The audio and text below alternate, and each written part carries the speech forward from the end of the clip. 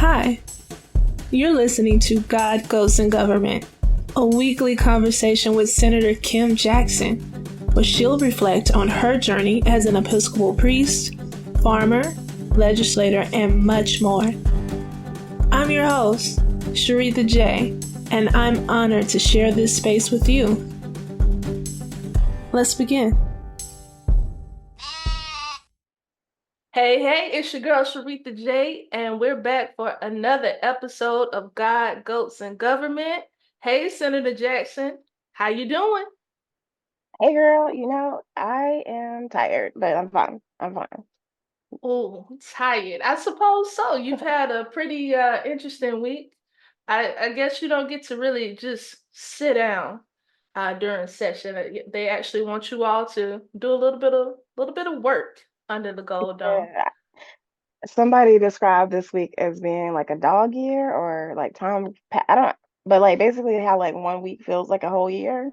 That's Mm-hmm. yeah, and I think that's maybe not a whole year, but at least 6 months.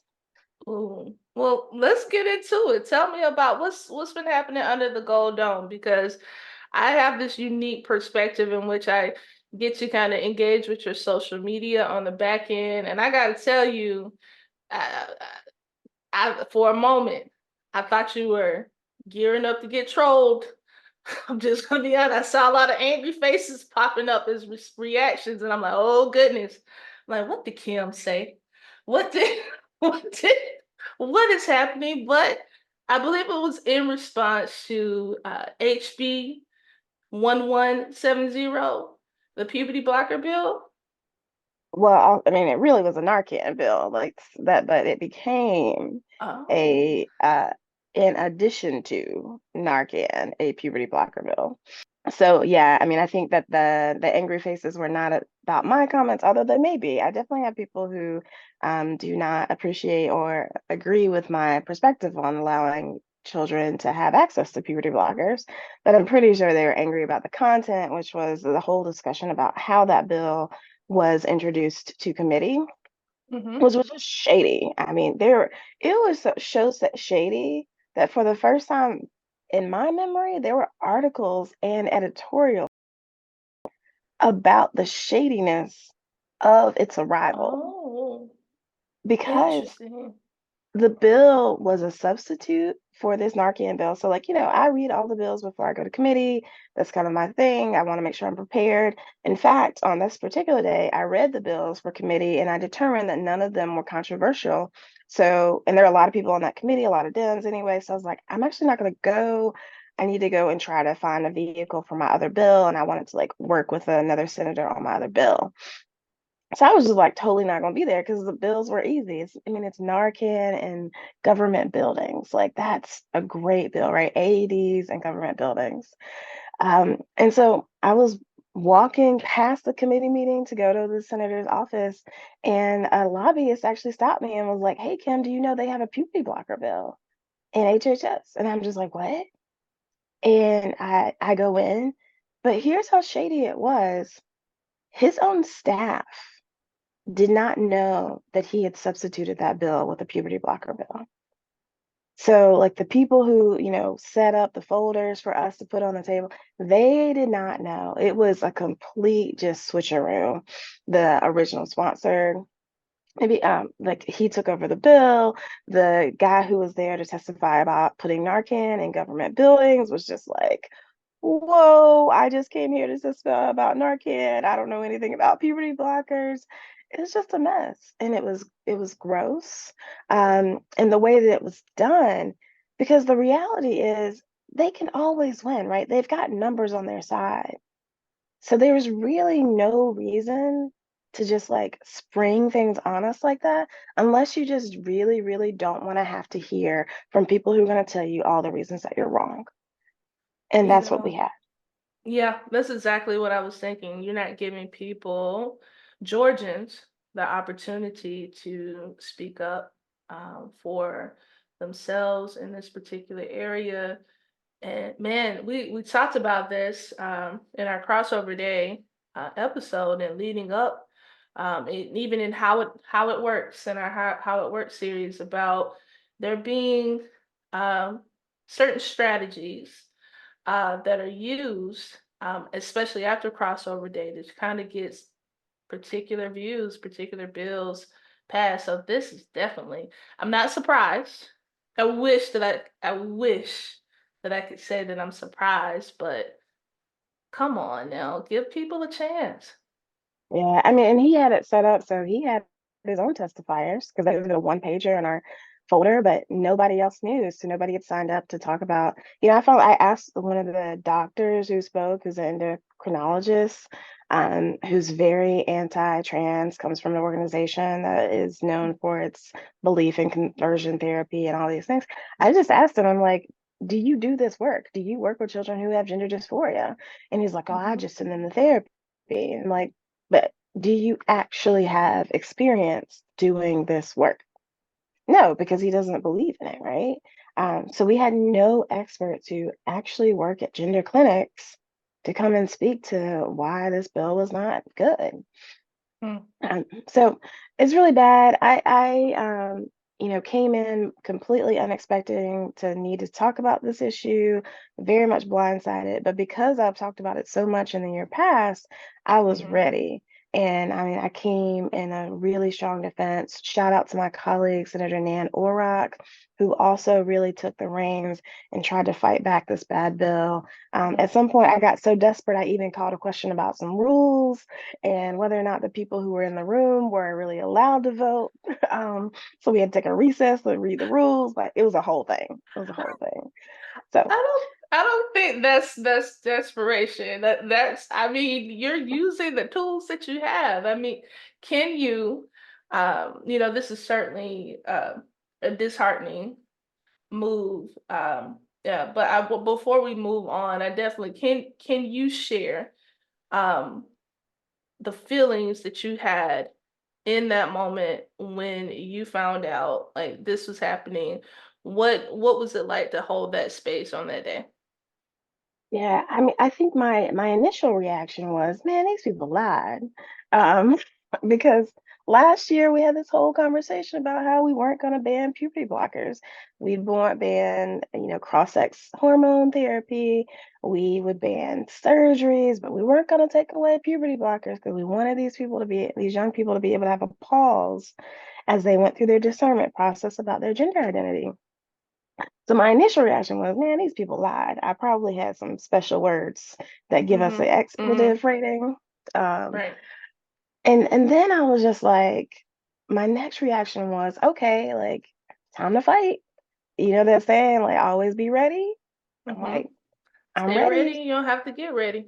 Exactly. And so I just felt, but in that moment, and I'm really grateful. This is really different than when I have to make speeches on the floor. When I have to make speeches on the floor, I think I'm really more keenly aware of the audience, much more aware that there are people who are watching in the gallery, that things are going to show up on TV, Mhm. possibly. So when I write speeches for the Well, I think the weightiness of my work is much more felt because I know that there are queer kids who are sitting in the gallery who are, waiting with bated breath to hear me speak up for them. And I don't have that feeling in the committee. It's not that people aren't paying attention. I just am not aware of it. And so it just felt like, okay, this is work I got to do. It didn't feel like, oh my gosh, I'm taking on the weight of like the transgender community today. Like I didn't feel that in that moment, which was really helpful. If this is how I feel hearing about it on this end, I can't imagine what it felt like for you in the moment and then actually having to go in and do what you needed to do. So we thank you for that and thank you for keeping us up to date. Now, I know this is not the only interesting House bill that's popped up this week, but I wanted to take a moment because there are things happening in the Senate, much like, something like I hear of SB 324. Uh, Which is actually in the house now, right? So yet. it's my bill, but it's over in the house. Yes, yes, yes, Right. yes. So Um, your address mhm. confidentiality bill is it has what's happening? What's the update there? Yeah, so it passed out of House, the Government Affairs, I think, or government, yeah, I don't know, government something was the name of Mm-hmm. the committee. But it passed out unanimously out of that committee this week. I will say it was not without a lot of anxiety and Oh. concerns. My bill, I received an hour before we went to committee. The lobbyist who's been working with me on this, she's the lobbyist who works with domestic violence clinics and sexual assault clinics. She Mm. came to me and she's like, Kim, I really hate to tell you this, but there's a substitute for your bill. And I'm just like, what? No, Er? right? What? And What? they had asked me, several people had asked me before, hey, can we change your bill in the house? Not change it, but like add to it, because my bill is in a code section that is, has some things that people want to add. And I said, no, I don't want any changes to this bill. I needed to go straight through because I don't Mm. have the political capital really to have it go through the House and then have to come back for and agree with the Senate. I'm like, I don't have any more political chits to cash in. I need this to go through unscathed. Well, the person who's carrying the bill in the House, his name is Mm-hmm. Houston Gaines, which his Okay. name will come up again in a moment when we talk about the immigration bill. So Houston Gaines is carrying my bill. He's out of Athens, young guy. He was the former president of the UGA, not like as a student body president. He's a rising star. Great guy. He's carried a lot of my bills. He carried my stalking Okay. bill in the House before. So Houston, I think, received the message that I didn't want any changes to it because I didn't Right. have the political capital to get it through a second time. And so what he did was he said, no problem, I'll use my political capital. Mm. Okay. And so he did all this negotiation without telling me no. But behind the scenes, he did all this in his negotiation with the lieutenant governor's office to get them to agree that if he added his stuff about dating, it's dating violence TPO, that if he Okay. added that they would still, that they would bring the bill back to the floor for and agree without me having to cast in any more political chips. Okay. Okay, so fine, great. Thanks, Yeah. Houston. Awesome. You've done the work. You've got the agreements. We're good to go. No problem. I sit down in the committee waiting for my bill to be called. And this woman walks up to me. Her name is Misha Maynor. I'm going to call her out. I'm going to say her name. Misha Maynor used to be a Democrat and then changed parties in the middle. Basically, she Mm. lied to her constituents, changed parties, and became a Republican. Oh, Yeah. Misha, Yeah. girl. So she comes up to me and she's like, I got a substitute for your bill. And I'm just like, whoa, whoa, whoa, whoa, what are you talking about? I don't want any changes made. I don't want any more changes made to my bill. And she's like, I've already gone to the lieutenant governor's office and they said that it's okay. And I'm just like, well, no, no, no, no. Like, no, I'm not saying that it's okay. Um, and she's just like, writing me notes for, furiously. I have no idea what this amendment is. I don't want it. I also know that she's been trying to get a stalking bill passed for 4 years and she hasn't been successful with it because the bill that she wants to pass has some not so good language in it. Like it's just not right. Okay. And so I'm like, in the back of my brain, I'm thinking she's trying to add that shady language that's not going to work to my bill. Right. No, please no. I go to Houston, like I walk up onto the committee, right, like rostrum, and whisper to Houston, please stop her. Like, don't let her molest our bill. That's how I felt. Like, and I know this is Yeah. like that strong language, but like, Yeah. um, and so like we're going back and forth. And then she walks out the room. I guess she had to go present a bill. And I'm like, okay. And then Mm. another colleague comes up to me, Terry Nelowitz, who I love. She's great. She actually has a podcast called Vote Her Term, with Jen Jordan, or Vote Her podcast. It's great. So Terry comes with me, sits on the bench next to me, also still while other people are presenting. And she's like, hey, Kim, I got Mm-hmm. this bill that, was endorsed by all the same people that yours bill is endorsed to. And it's just like this little bill that does this little thing, I want to add it to your bill. I think she's joking. Like, because I thought she saw all the machinations that were happening with Misha. So I think she's joking. where's my popcorn? Because I'm over here Like, what? like, tell me more. So she's like sitting on the little church pew beside me, and then we get to the place where it's time to pass my bill. I've made the presentation, the questions have been answered, all those things. Hmm. And, Terry raises her hand and she says to the chairman, I'd like to make an emotion. I like to make an emotion to amend. And I was like, whoa. I mean, no, I kept my face real straight. Not like my face, like, excuse me. No, I Um, just, the I see, roll with it. And then Terry was like, I would like to amend it to add. And then she read the whole bill number, her bill number. Like she didn't even read the word. She just wrote, I just want to add bill number, such and such to this bill. I don't even know where. Just add it on there somewhere. Pledge Council and I talked about it. They can figure it out later. Here's the LC number, which is the exact number of the exact language. so Terry just like, look, I'm putting my whole bill on here. Yep, my whole Okay. bill. She's like, it's passed through House Judy 2 times, both years unanimously. Like, it's a good bill, it's related. And there's no doubt about it. It's a good bill, and there's, Republicans who are there who are actually signatories on our bill. And so there's this long discussion. People are like, wait a minute, can we at least read it before we move The on the bill? amendment? Like, Yes, no. yeah. Cause she just read the number. She was like, HB, whatever, I want to add that. She had one copy of the bill for somebody to read. Some people like pulling it up on their phones. It's wild.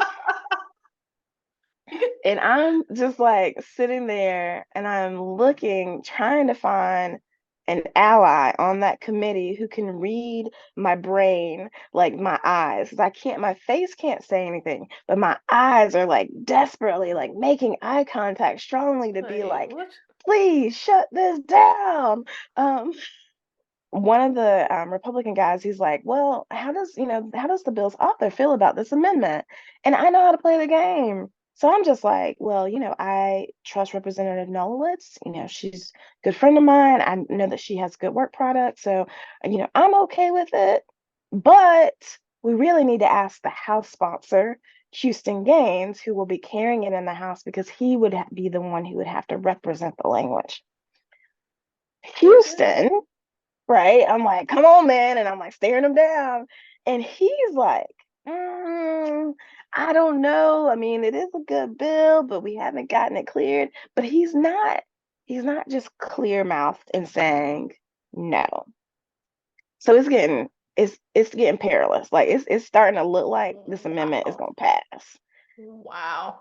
And I finally made eye contact with this guy named Victor. He is a Republican in the House. I don't know very many of them, but he and I went to a summer program together, and we were actually partners where we had to learn things about each other. I Okay. made like blinders, like stared at him, like Victor. trying to like help me, but without saying those words. And Victor, in a surprise move, made a motion to table, and the whole room is like, table what? The amendment? The whole bill? What? And he was like, the whole bill. And I'm like, I got you, bro. I turned immediately to the person who had made the motion to amend, and I was like, "Withdraw your amendment. Withdraw your amendment now." And she did. Like, I mean, this thing happened in like probably less than 2 seconds. Victor makes the Wow. motion to table. I read what he's putting down. I turn to Shay Roberts, who had made the motion to amend, and I'm like, "Pull your shit back." And she Hmm. immediately says, "I withdraw my amendment." Terry Nellowitz is also saying, "I take it back. I take it back." It was just a Hail Mary. It's okay. I don't want to kill the bill. Oh. Whew. When the bill finally passes, I just put my hand on my heart to thank the people. But really, I was putting my hand on my heart because I thought I was going to pass out from the drama. Oh my gosh. So Listen, much. the only thing keeping y'all from being a telenova up in there is the slaps. Like, this is crazy. This is Ooh, wonder like now, okay. Wow. yeah. Wow. No, see, this is the kind of exciting things I like to hear. when it comes to politics and legislation. I mean, the reality is the decisions you all are making, it impacts people's lives, right?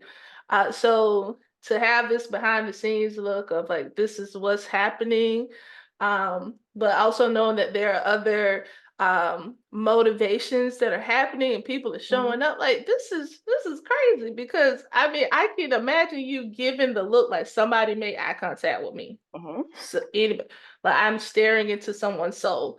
Find me, make the eye contact. Find me, read into my eyes words that I cannot show on my face, which is Wow. please save this. Save Wow. this. Wow. So yeah, and that's I mean, and the funny and sad thing at the same time is that there was so much drama around it Mhm. that when we walk back to the office, when we've passed bills in the past, out of the house, like there's been like celebration and Yeah. maybe even champagne, like it's a whole big thing.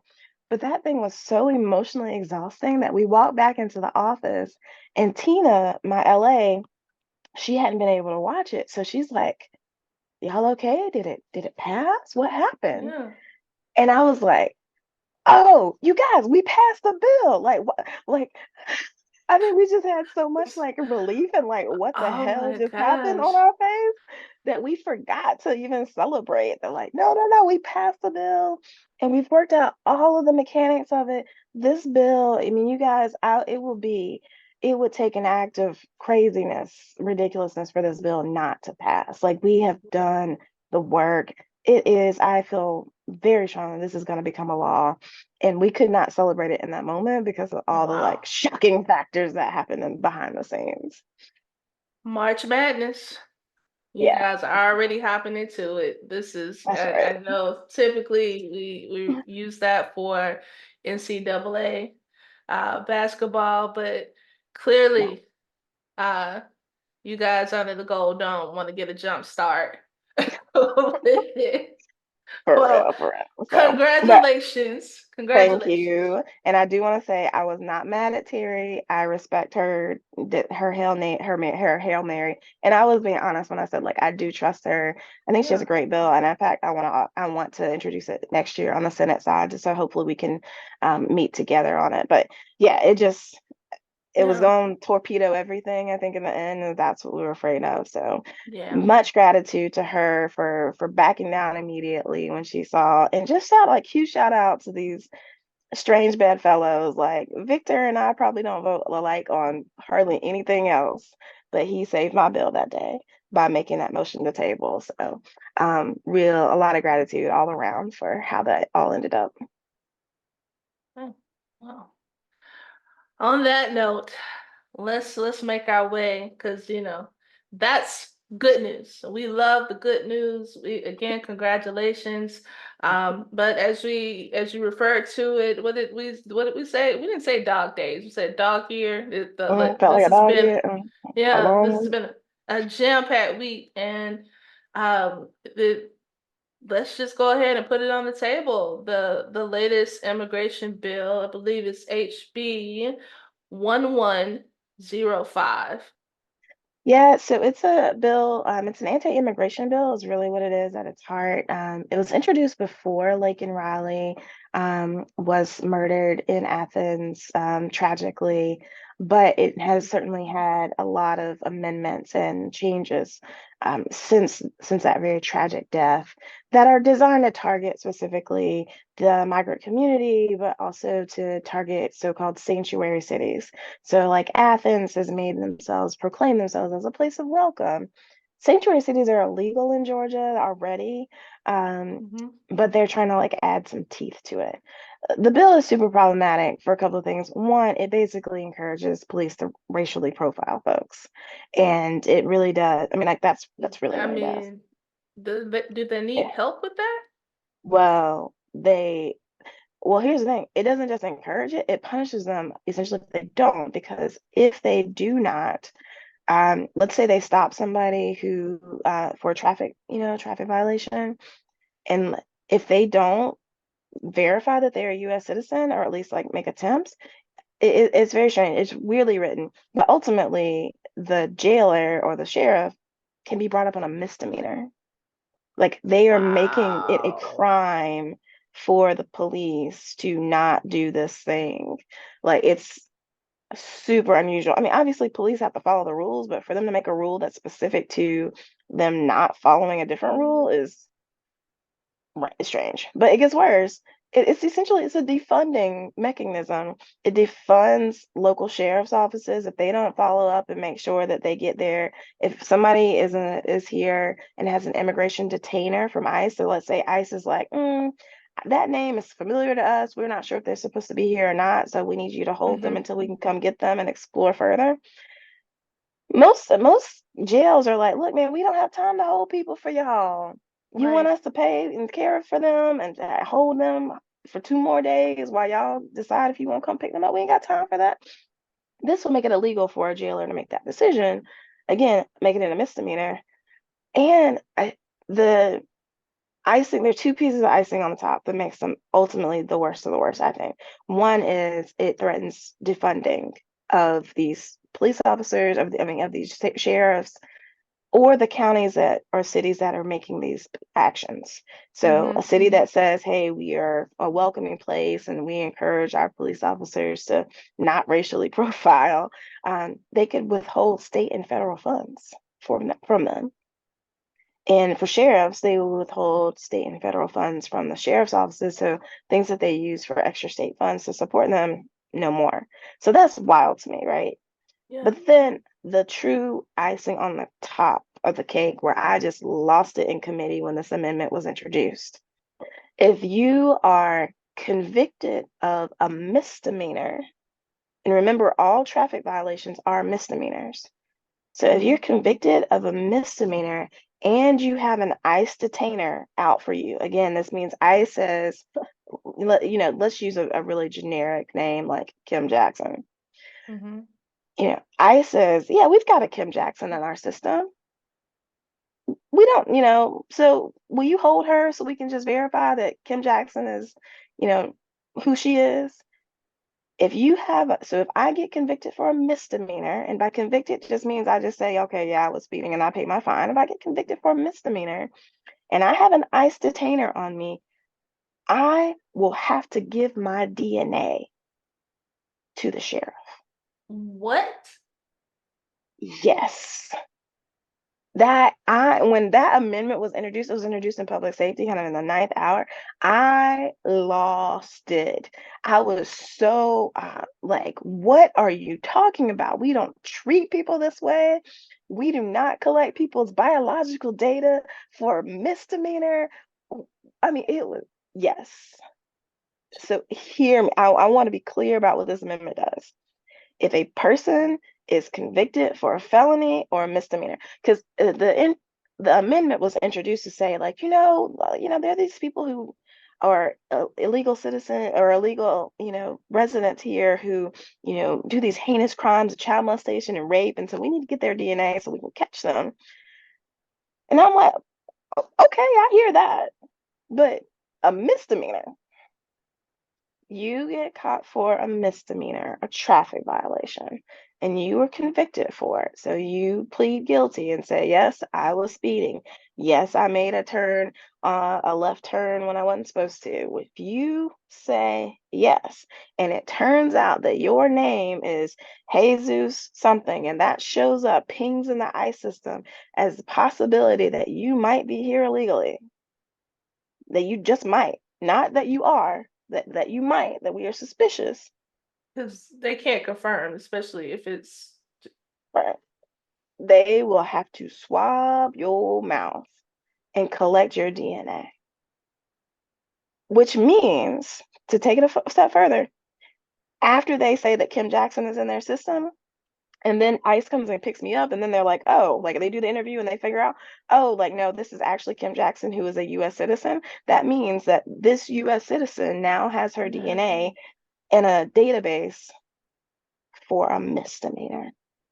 And I just said in committee, we don't treat people this way. What are you doing? This is wild to me.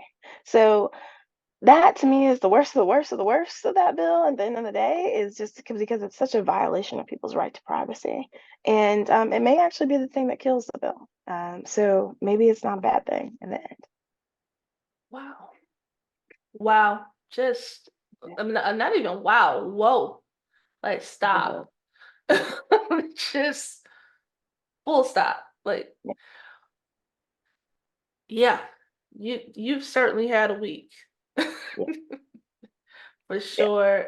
On that note, thank you so much for giving us that insider view of what's happening and with the bills that you're hearing, the legislation that's coming up. It's if one has the opportunity to kind of just check out and see what's happening, at surface level, you read it. It's like, oh, this is the confidentiality bill, or this is the immigration bill. But to get down to the meat of it, to the bones, to give this insight is so helpful, and we appreciate you um, doing so, and also standing in the gap. My Yeah. goodness. So, well, Senator Jackson, gonna honor your time because it has been a busy week. Is there anything that you would like to share with our listeners, or just as we move forward? Because the month of March is marching on, and It before you is. know it, Sunny Dad will be here, which is, I believe, March 28th. I have to That's verify right. that final. So, just is there anything that we need to keep on our radar? Yeah, so just, be alert. If you are signed up for our newsletter or for other newsletters that kind of keep a beat on the Capitol, alerts will come out where we need you to show up. Shout out to the LGBTQ community. They showed up in mass the next day after that puberty blocker bill was out there. And so very, very grateful for that quick turnaround. But show up, call, email, those things do matter. They really do matter. I received 400 emails about a bill that I had never even heard of. And all of a sudden I was like, oh, I better pay attention to this bill. It has to do with people Okay. not being left alone in a hospital. So Mm. those emails matter. And also, maybe we'll play this on the pod next week, but I will be making the announcement about Trina and I expanding our family. I'll Mhm. be making that announcement on the floor next week, so that my colleagues will understand why my admin, is hosting a baby shower. I was like, wait, thank you for hosting a baby shower. That's cool, but I think we should probably tell people I'm having a baby because it's not very obvious. um, so we will make that announcement on the floor next week. And Wonderful. again, with all of the caveats of if this all works out legally, that's what we'll be. So I'm super excited about that. And I'm really glad that we're almost over. And the last thing I'll say is there's an annual kickball game in El Oh, it's Paso next coming week. up. It's coming up. It's coming up. It's Okay. coming up. So I look forward to telling y'all all about that. Oh, and Colton Moore, Senator Hmm. Colton Moore, my neighbor across the hall from me, he got kicked off the House floor. We can talk about that next pod because I told you it's soap opera. it's wild. But Yeah. he has been banned for life from the House floor. So be sure we have to follow up about that. I mean, I know your mouth is like, wait, what? It's because he just went too far. He went too So far. went too far. Wow. Wow. Okay. This is good stuff. Okay. Well, as always, Senator Jackson, I appreciate your time. And to our amazing listeners, hey, you've been listening to another fantastic episode of God, Goats, and Government. Until next time, y'all, be easy. Continue to keep up with what's happening. And we look forward to talking to y'all next week. Take care.